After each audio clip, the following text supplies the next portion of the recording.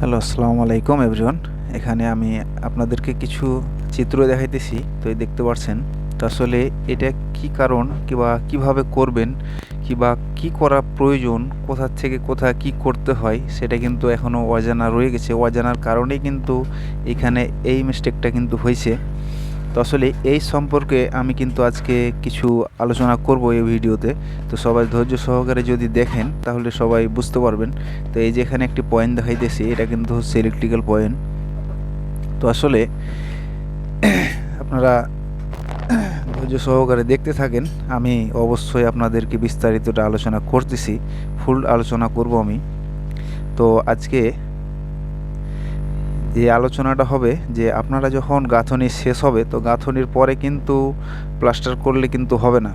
গাঁথনির আগে কিন্তু হচ্ছে আপনার ইলেকট্রিক্যাল কিছু যদি ছোট চিকন পাইপের যে স্যানিটারি লাইন থাকে সেগুলা কিন্তু করতে হবে। করার পরে কিন্তু আসলে আমাদের প্লাস্টার হবে। তো আসলে প্লাস্টারের পরে যদি আপনারা আমি যেভাবে দেখাইতেছিলাম যে এই যেখানে এইভাবে কেটে রেখেছে, তো এই যে লাইনটায় যে বের করা হচ্ছে লাইনগুলি, তো আসলে এই লাইনগুলি কতটুকু ক্ষতিকর সেগুলা হয়তোবা আপনারা মালিকপক্ষ বুঝবেন না।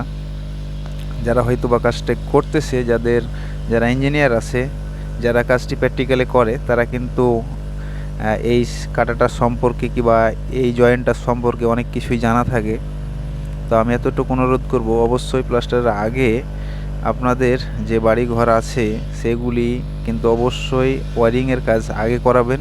ওয়ারিংয়ের পরে আপনারা প্লাস্টার হোক যে কোনো কিছুই হোক আপনারা করবেন। তার কারণ যে আপনারা যখন ওই জায়গাটুক যখন কাটা হয়, এই জায়গাটুক কিন্তু প্লাস্টার যখন হয়ে যায় তখন কিন্তু অ্যাকুরেটভাবে কিন্তু মিল হয় না। এটা কিন্তু কম বেশি দেখা দেয়। তারপরে এখানে আরেকটি সমস্যা দেখা দেয় যে আপনার যখন এই প্লাস্টারটা যখন করা হয় পরে পরে প্লাস্টারটা করার পরে কি হয়, এই জয়েন্টটা কিন্তু যে আপনার চিকন একটা জয়েন্ট থাকবে, যে জয়েন্টটা যে আপনার পাইপ লাইনটার জন্য কেটেছে, তো সেই লাইনটা কিন্তু ফেটে যায়।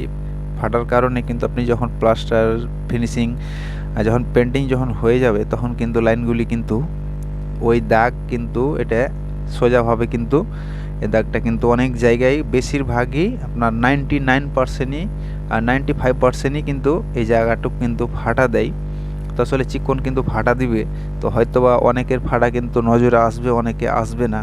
সেই জন্য আমি অনুরোধ করব, অবশ্যই প্লাস্টারের আগে আপনারা ওয়ারিংয়ের কাজ শেষ করবেন, ওয়ারিংয়ের পরে আপনারা প্লাস্টার করবেন।